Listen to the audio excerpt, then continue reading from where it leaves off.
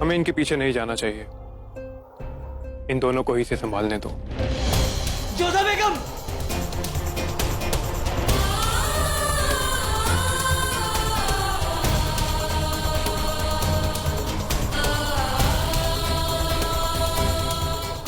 एक गैर मर्द के साथ नाजायज रिश्ता बना दिया है, आपको शर्म नहीं आई? लेकिन इसे कबूल करने में आपको शर्म आ रही है जोधा बेगम?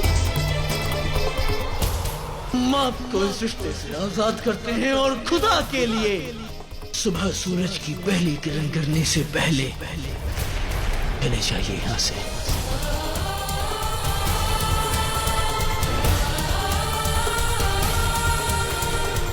जोधा बेगम, आपको खुदा का वास्ता रुक जाइए। जोधा बेगम, जोधा बेगम रुक जाइए, अब और दूर मत जाइए हमसे।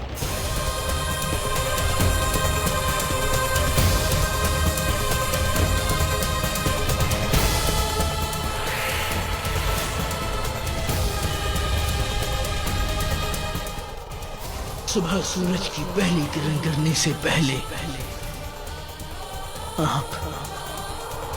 आप चले जाइए यहां से।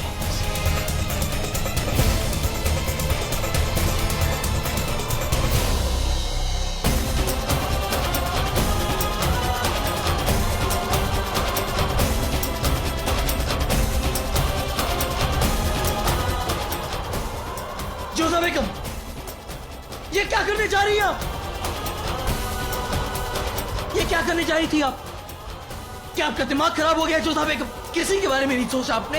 अपने वालिदैन के बारे में, अम्मी जान के बारे में, रहीम के बारे में, हमारे बारे में? चलिए हमारे साथ, चलिए।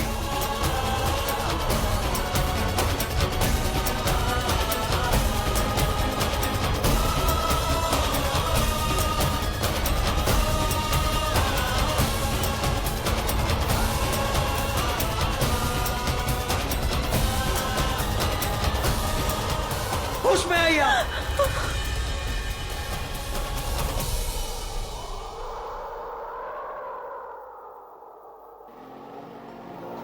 इतनी खफा हैं आप हमसे?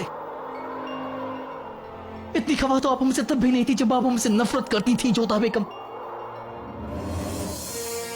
तब भी आप हमारे सामने आकर खड़ी हो जाती थी, और आज आप हमसे इतना दूर जाना चाहती हैं।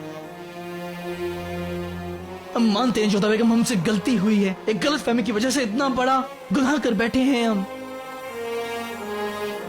लेकिन हमें अपने गुनाह का एहसास भी है। और आप ही कहती हैं ना कि अगर गुनहगार को अपने गुनाह का एहसास हो तो उसे एक और मौका देना चाहिए। तो हम बस वो एक मौका चाहते हैं, इसलिए हम दर बदर भटक रहे थे आपको ढूंढने के लिए, ताकि हम आपसे मुआफी मांग सके, आपको अपने साथ वापस आकर ले जा सकें जोधा बेगम। अगर आप चाहे तो हमारा कत्ल कर दीजिए जोधा बेगम, लेकिन इस तरह जिंदा छोड़कर हमें, हमारी जिंदगी को मौत से बदतर मत बनाइए जोधा बेगम। हमसे दूर रहकर हमें और मत सताइए जोधा बेगम, क्योंकि हम आपके बगैर एक पल नहीं रह सकते।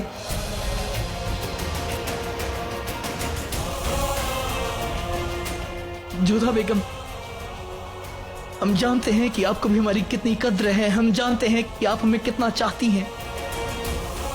इसलिए आप हमारे लिए वो मरहम लेकर आई थी ना, और हमारी मौत की खबर मिलते ही हमारे पास दौड़ी चली आई ना आप, है ना? जवाब दीजिए हमें जोधा बेगम, जवाब दीजिए। फिर से प्रश्न, हाँ कि ना? हाँ, हमें आपकी चिंता है। हाँ, आप दुखी होते हैं तो हम भी दुखी होते हैं। हाँ, आपकी मृत्यु पर हम अपनी चूड़ियां तोड़ेंगे, और हाँ, हम रो रो के अपने प्राण त्याग देंगे,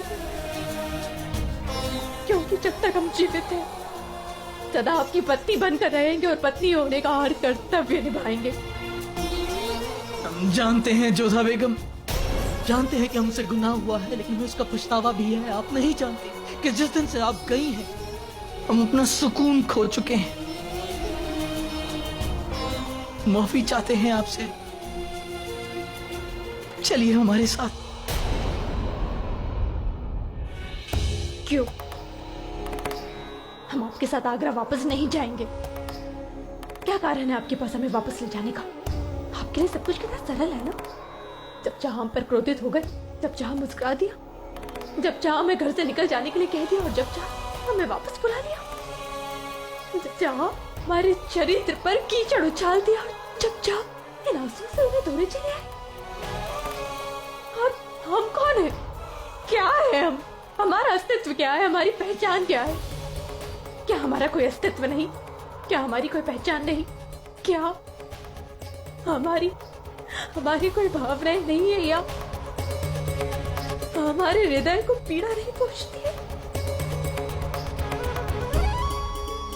हम एक राजवंशी हैं, अपने पति की पूजा करते हैं और किसी पर पुरुष का स्वप्न में भी सोचना पाप है हमारे लिए। और आपने इतना घृणित आरोप हम पर लगा दिया, हमारे चरित्र पर प्रश्न उठाया आपने।